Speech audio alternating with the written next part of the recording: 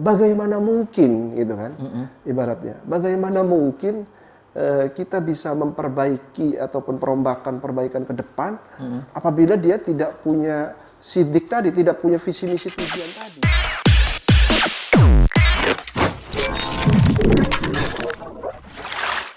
Assalamualaikum warahmatullahi wabarakatuh. Selamat malam para pemirsa BJTV. Bertemu kembali dengan saya Herman Yakub.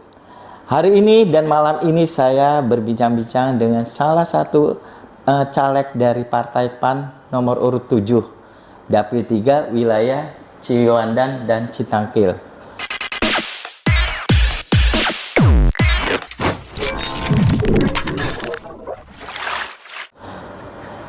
Assalamualaikum Pak Sobri. Waalaikumsalam. Pak, bisa diperkenalkan dulu namanya nih dengan yang wajah yang semeringah ini nih. Bisa disilakan untuk memperkenalkannya Pak. Kan nama saya Sobri, saya caleg dari Partai PAN Dapil 3 Ciwandan Citangkil. Jangan lupa coblos nomor 7. Oke. Panggil Bapak apa manggil Kakang nih? Ya, bebas saja Akang boleh. Kalau Cilegon sih biasa Akang ya. Akang ya. Ya masih muda juga ya. Nggak harus dipanggil Bapak. Yeah. Kang, sebentar lagi ini kan kita udah mulai untuk kontestasi daripada pemilu itu sendiri, khususnya untuk Kakang sendiri nih sebagai caleg DPRD Kota Cilegon. Kang, persiapannya udah sejauh mana nih Kang untuk menghadapi ini? Ya, yang pasti sih kalau saya itu justru banyaknya calon itu saya syukur alhamdulillah ya. Artinya pemilu di 2024 ini banyak pendaftar calon legislatif sendiri. Saya bahkan bersyukur dengan hal tersebut. Mudah-mudahan dengan banyaknya calon tersebut, istilahnya banyak pula istilahnya ide-ide gagasan ataupun solusi-solusi untuk kehidupan pemerintah sosial sekarang ini ya. Karena memang menurut pendapat saya itu yang paling penting ya. Itu. Jadi kalau saya justru lebih lebih seneng istilahnya kita kedepankan bukan persoalan menang atau kalah ya. Tapi lebih ke substansinya. Apa sih substansinya? Jadi inti tujuannya apa? Intinya kan untuk mencari solusi.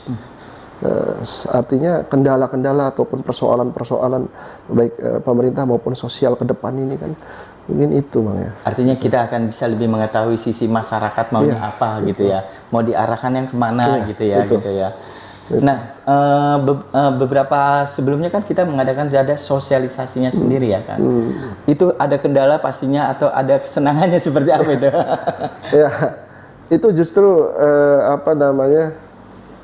makanya saya tuh lebih senang artinya membahas tentang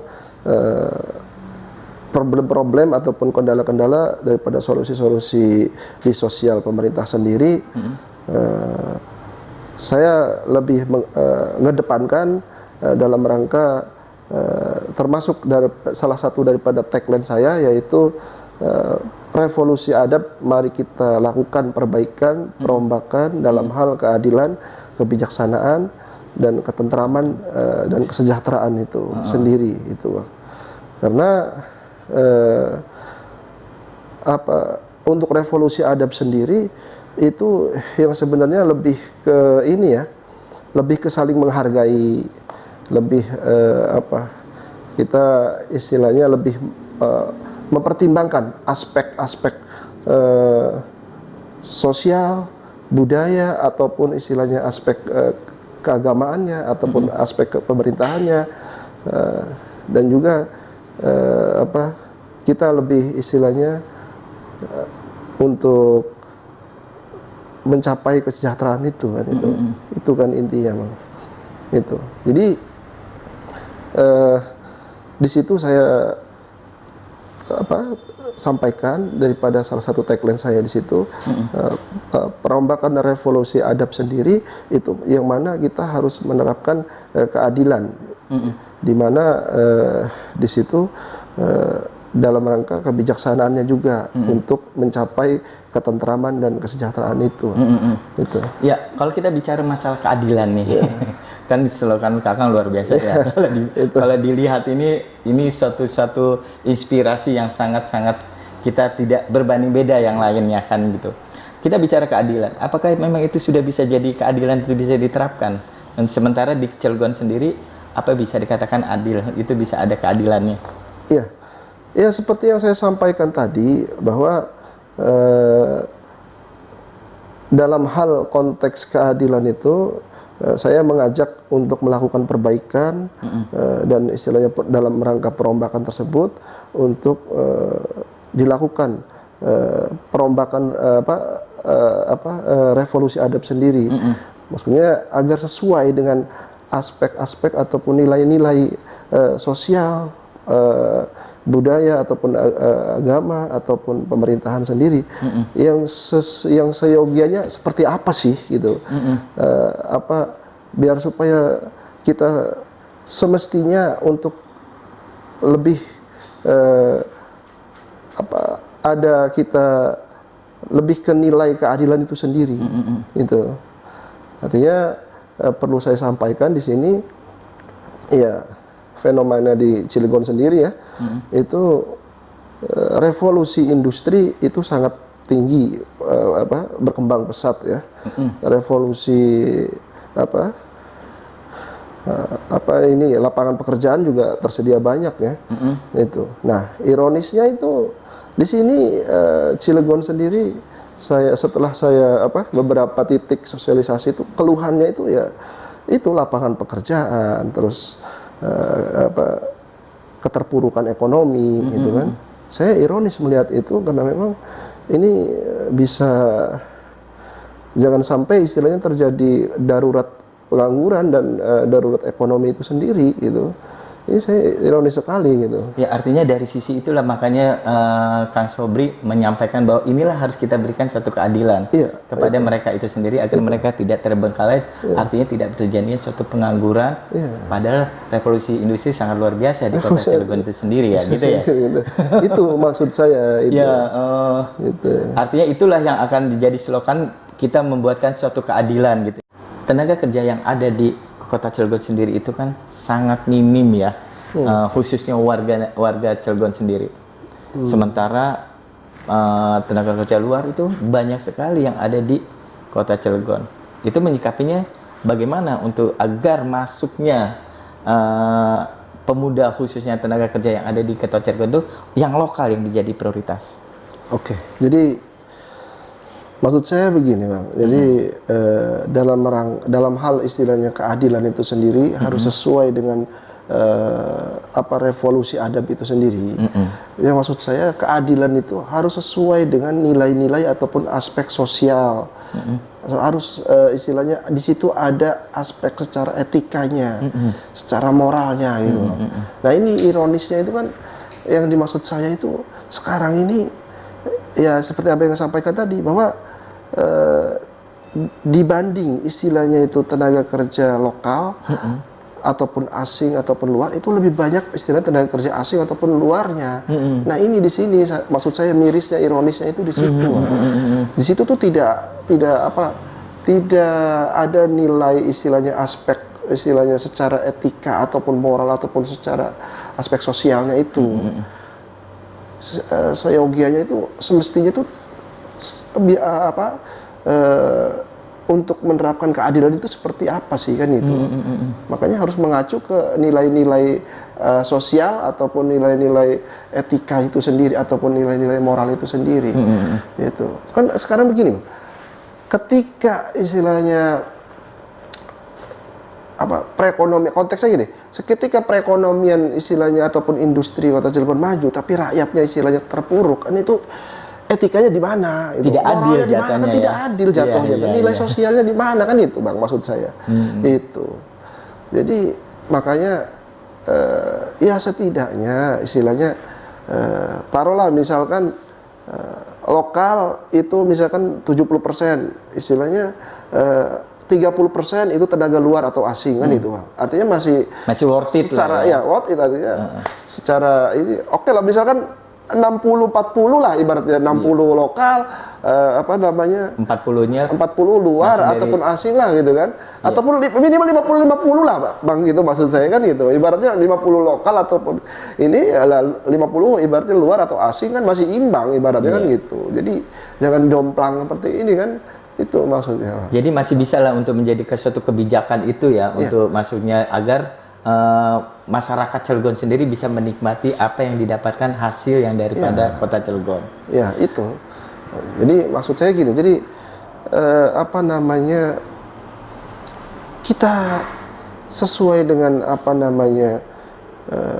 tidak usahlah kita istilahnya ngaku merakyat ataupun istilahnya itu dan sebagainya. Sementara istilahnya dari segi sistem pemerintahan atau presiden tidak memperhatikan ataupun mengatur tentang hal itu, khususnya dalam presentasi tenaga kerja itu tadi ya. Artinya biar supaya diterapkan sesuai dengan keadilan dan nilai-nilai etika atau sosial moral itu sendiri istilahnya kan gitu, Pak. Maksud saya itu. Jadi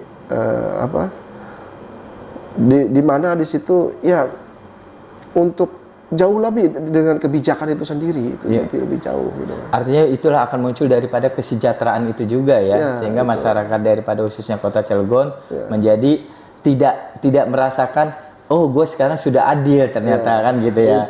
Nah, Kang Sobri sendiri, ini kita berandai nih, Kang Sobri ketika terpilih, insya Allah kalau Allah sudah menentukan kan gitu kan. Amin, amin. Nah, apakah Kang Sobri nanti di dalam wacana Kang Sobri ketika duduk di situ merubah dari sistem itu menjadi keadilan itu, contohnya seperti undang-undang gitu kan ya. Apakah Kang Sobri sendiri akan bisa memberikan kepada rekan yang ada di dewan itu sendiri untuk memberikan suatu bagaimana merubah atau bagaimana undang-undang itu bisa diterapkan? Iya, jadi saya akan berjuang dan berupaya untuk melakukan perombakan untuk lebih baik lagi ya. Ya dalam hal istilahnya baik itu perundang-undangannya maupun dalam hal istilahnya penggunaan anggarannya kan itu, Bang. Itu. Jadi ya kembali lagi ke tadi istilahnya sesuai harus istilahnya tuh sesuai dengan nilai-nilai aspek istilahnya sosial, etika, moral itu tadi.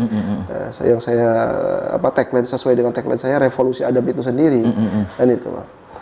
Nah, jadi untuk saya sendiri ketika nanti istilahnya insya Allah meridhoi bisa duduk di dewan, bisa terpilih ya itu ya, terutama saya akan mengajukan ataupun istilahnya memperjuangkan dalam rangka perombakan undang-undang sendiri agar supaya istilahnya sesuai dengan nilai-nilai tadi ya, sesuai dengan nilai-nilai etika, moral ataupun sosial itu sendiri. Di mana di situ sudah seyogianya bahwa harus diatur di situ undang-undang minimal tadi itu ataupun 70-30, 70 istilahnya ini ataupun 60-40 ataupun minimal 50-50 lah, 50 lokal, 50 luar ataupun asing kan gitu kan. Itu tadi itu. Jadi harus istilahnya menyentuh ke keadilan di mana di situ mempunyai nilai-nilai sosial itu sendiri. Gitu. Tapi artinya tidak lagi menyangkut cuan dan cinta saja kan, tapi menjadi seluruh secara overall jatuhnya ya. Ini saya artinya itu ketika kita duduk nanti secara overall. Jadi ibaratnya ya kalau bisa sih sebenarnya ya setiap daerah pun istilahnya harus mempertimbangkan dari aspek nilai-nilai itu sendiri. Ya. Itu. Jadi semuanya harus berjalan ya. Makanya revolusi adab sendiri itu yang sebenarnya itu menyeluruh sih, Bang, gitu. Menyeluruh. Itu. Jadi ya baik itu istilahnya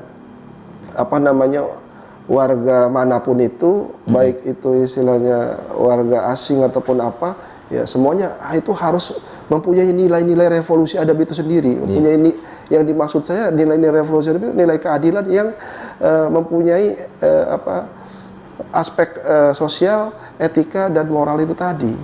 Itu. Sehingga bisa menjadi suatu kekuatan itu sendiri ya, menjadi suatu hasil masyarakat Cilegon sendiri bisa ketentraman mereka dalam kehidupannya dan kesejahteraannya juga dalam kehidupannya seperti itu juga ya. Ya, semoga itu semua bisa berhasil dan bisa dijalankan dengan seorang Pak Sobri yang memang nomor urut 7 nih ya. Ya, nomor urut 7 Bang. Jadi apa namanya? Ada makna nggak nomor 7 tuh?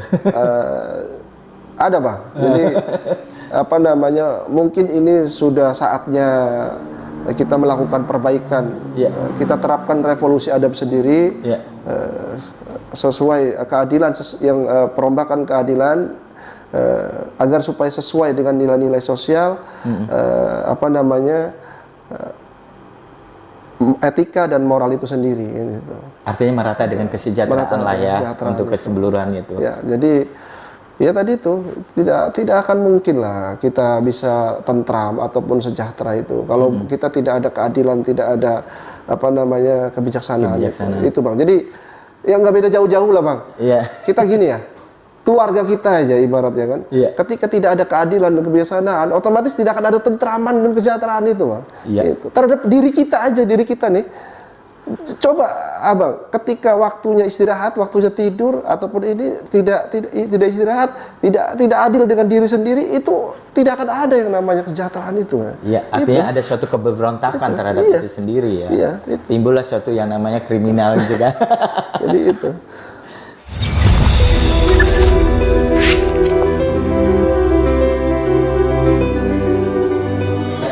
Tips nggak sih kalau untuk nanti hari hanya ini gitu untuk memilih seorang pemimpin? Menentukan pilihan gitu. Ya mungkin apa namanya semua juga punya apa namanya pertimbangan masing-masing ya. Cuman kalau saya di sini apa ya menyampaikan artinya secara pendapat saya ataupun secara umumnya gitu ya. Gitu. Jadi dalam apa Islam sendiri itu yang sebenarnya di situ memang tidak terlepas manusia itu tidak terlepas dari tidak sempurna ya. Itu. Artinya ya plus minus itu selalu ada. Itu. Nah artinya di situ di antara ketidaksempurnaannya itu ya kita apa namanya pertimbangannya itu salah satunya yaitu aqallu dororon itu. Jadi aqallu dororon itu artinya secara akal yang tidak terlalu memudoroti gitu. Itu. Jadi taruhlah di antara semuanya ini punya kekurangan dan kelebihannya masing-masing, artinya ya kita kembali ke aqallu dororon tadi yang sekira-kiranya tidak terlalu memudoroti. Gitu. Nah di situ kan ada istilahnya yang namanya sidik, amanah, tabligh, fatonah itu. Nah itu. Jadi sidik sendiri di situ artinya benar. Benar. Artinya benar di situ dia punya visi misi tujuan yang benar di situ. Punya visi misi tujuan yang benar sampaikan. Nah mengenai istilahnya selanjutnya sidik, amanah. Oke, dua amanah. Amanah itu sendiri istilahnya dia sesuai dengan apa namanya tugas-tugas dan fungsi daripada pejabat itu sendiri, itu ya. Artinya tidak bertentangan, gitu. Baik dari segi latar belakang usahanya ataupun apanya itu dia tidak bertentangan, gitu. Itu amanah, itu ya. Istilahnya dia menjalankan sesuai dengan tugas fungsi sesuai dengan undang-undang itu sendiri, amanah itu. Nah, sidik, amanah, tabligh. Tabligh. Nah, tabligh sendiri sini menyampaikan, maksudnya menyampaikan daripada kebenaran itu sendiri, menyampaikan daripada visi misi tujuan dia itu sendiri. Dalam hal ini kan saya untuk melakukan perbaikan ini, saya punya solusi di sini adalah revolusi adab itu, gitu kan? Dimana di situ revolusi adab itu keadilan. Perombakan ataupun perbaikan keadilan harus sesuai dengan nilai-nilai sosial, etika ataupun moral di wilayah itu sendiri, kan itu maksud saya. Nah tadi sudah sampai mana kita? Jadi berarti sidik, amanah, tabligh sudah ya menyampaikan visi misi itu tadi ya, itu tabligh Fatona. Artinya Fatona di sini cerdas, artinya pintar. Artinya yang dimaksud di sini pintar itu dia punya visi misi tujuan yang bagus. Itu. Jadi punya visi misi tujuan yang bagus untuk solusi daripada persoalan-persoalan ataupun keluh kesah daripada sosial ataupun masyarakat itu sendiri. Itu kurang lebihnya mungkin pemahaman saya seperti itu ya. Gitu. Jadi artinya begini, secara aqallu dororan tadi kembali lagi bahwa bagaimana mungkin gitu kan, ibaratnya bagaimana mungkin kita bisa memperbaiki ataupun perbaikan ke depan apabila dia tidak punya sidik tadi, tidak punya visi misi tujuan tadi, gitu, tidak punya solusi tadi. Jadi secara akal tuh nggak mungkin gitu. Itu. Nah terus kedua istilahnya amanah tadi, artinya bagaimana mungkin ketika dia istilahnya punya latar belakang usaha ataupun apa yang bertentangan dengan apa namanya amanah itu ataupun undang-undang ataupun tugas fungsi pejabat itu sendiri, jadi tidak secara akal itu tidak mungkin gitu. Apabila itu punya latar belakang yang bertentangan kan gitu. Oke.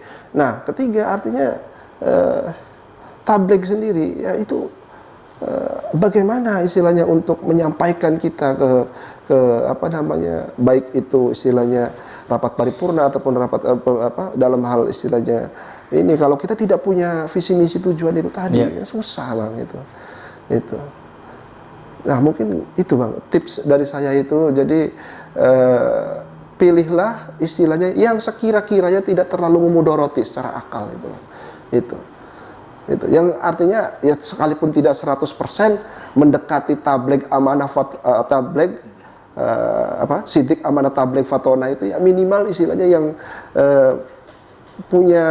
yang punya pendekatan ke arah sana lah itu mungkin itu. Artinya dalam hati itu harus cocok dengan hatinya untuk memilih itu sendiri gitu. Iya, cocok itu dalam arti cocok itu ya kita secara akal artinya bahwa untuk perbaikan ke depan ini istilahnya itu dia punya visi misi ataupun punya ide gagasan itu masuk ke akal ataupun masuk rasional gitu. Ya artinya jangan salah memilih lah ya kepada orang yang memang tepat untuk sasaran. Oh iya bahaya Bang, itu jangan sampai memilih Bang. Jangan sampai salah itu. Itu. Jadi ini karena dampaknya itu luar biasa kalau kita salah memilih itu. Kedepannya ya. Kedepannya itu luar biasa itu, menyebabkan dampak akibat ke kehidupan kita dan generasi penerus kita, nasib generasi penerus kita itu. Oke. Jadi disitulah ya kita jangan sampai salah memilih. Memilihnya itu ya. Iya. Semoga aja pemilihan ini akan menjadi yang tepat bagi mereka semuanya. Oke, siap. Mudah-mudahan itu bisa menjadi suatu orang akan memilih nanti, jangan sampai salah yang mereka pilih. Padahal orang yang penuh yang disampaikan dari Kang Sobri sendiri, itulah tips yang akan diberikan kepada beliau semua ya. Semoga itu semua bisa berjalan dan semoga juga memang mudah-mudahan nih Kang Sobri bisa terpilih dan duduk di dewan itu dan actionnya akan berjalan juga untuk menjadikan suatu kesejahteraan yang sesuai dengan revolusi adab yang disampaikan dari ini. Semoga masyarakat khususnya yang nanti ke depannya akan lebih baik lagi. Walaupun sekarang sudah baik, mungkin akan lebih tambah baik lagi dengan pemerintahan yang akan datang. Ya, begitulah. Mudah-mudahan kita bisa berjalan ya Kang Sobri ya. Oke. Sekianlah saya berbincang-bincang dengan caleg nomor 7 Partai PAN, Pak Sobri. Semoga apa yang kami sampaikan, apa yang kami bicarakan menjadi suatu wacana ke depannya akan menjadi sejahtera, khususnya wilayah Kota Cilegon. Saya tutup. Assalamualaikum warahmatullahi wabarakatuh. Sampai berjumpa di episode yang akan datang.